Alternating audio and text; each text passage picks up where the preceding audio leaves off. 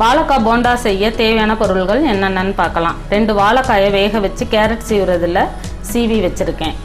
வெங்காயம், கடலை மாவு, அரிசி மாவு, கருவேப்பிலை, எண்ணெய், கடுகுளுத்தம்பருப்பு, மிளகாய்த்தூள், மஞ்சள் தூள், உப்பு, பெருங்காயப்பொடி.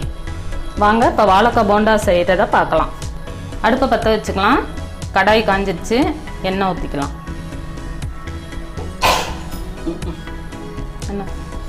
எண்ணெய் காஞ்சிடுச்சு.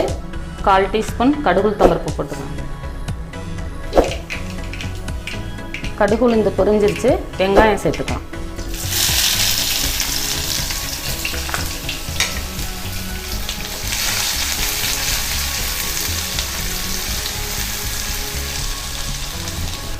கொஞ்சமாக கருவேப்பிலை சேர்த்துக்கலாம். இப்போ வெங்காயம் வதங்கிடுச்சு. நம்ம வாழைக்காய் போட்டுக்கலாம்.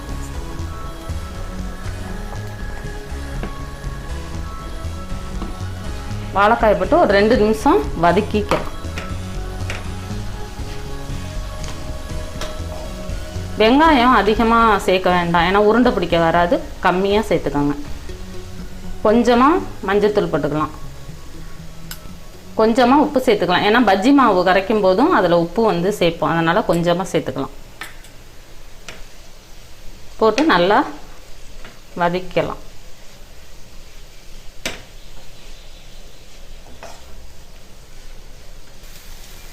வதங்கிடுச்சு வாழைக்காய். கொஞ்சமாக மிளகாத்தூள் சேர்த்துக்கலாம். இப்போ வாழைக்காய் ரெடி ஆயிடுச்சு.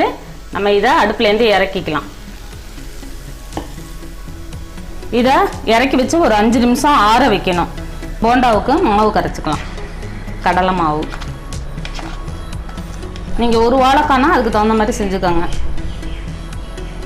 ஒரு 1 ஸ்பூன் அரிசி மாவு போட்டுக்கோங்க. தேவையான அளவு மிளகாத்தூள். ஏற்கனவே மசாலில் வேறு மிளகாத்தூள் போட்டிருக்கோம், அதனால் வந்து கொஞ்சம் கம்மி பண்ணியே போட்டுக்கலாம். தேவையான அளவு மஞ்சத்தூள், உப்பு தேவையான அளவு, பெருங்காயத்தூள் தேவையான அளவு. இப்போ இதை நல்லா கலக்கிடலாம். கலக்கிட்டு அதுக்கப்புறம் தான் நீங்கள் வந்து தண்ணி ஊற்றணும். அப்போ தான் எல்லா மிளகாத்தூள் மஞ்சத்தூள் இதெல்லாம் வந்து ஒன்றா செட் ஆகும்.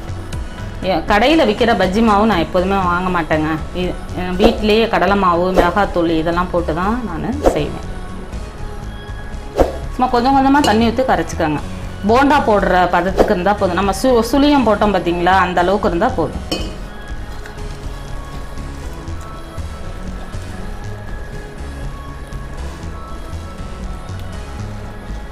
அங்கிட்டு கொண்டு போவாங்க நடுவில்.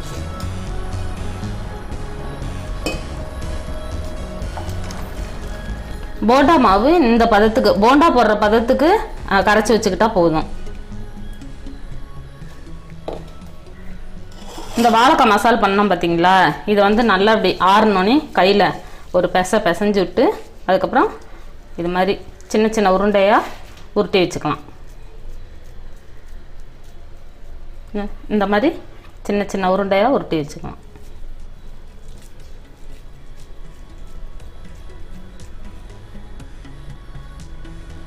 வாங்க அடுப்பை பற்ற வச்சுக்கலாம். ஒரு கடாயை போட்டுடலாம். போண்டா போட்டு எடுக்க எண்ணெய் தேவையான அளவு ஊற்றிக்கலாம்.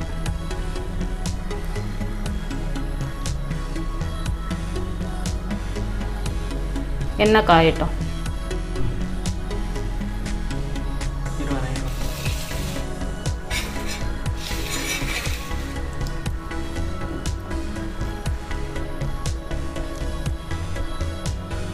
இப்போ எண்ணெய் காஞ்சிடுச்சு. நம்ம போண்டாவை போடலாம்.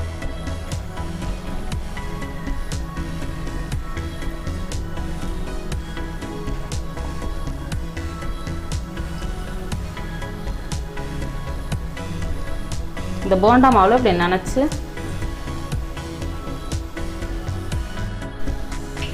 வாங்க திருப்பி விடலாம்.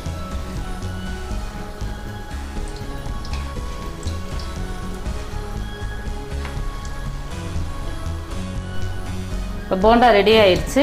ஒரு தட்டில் எடுத்து வச்சிடலாம்.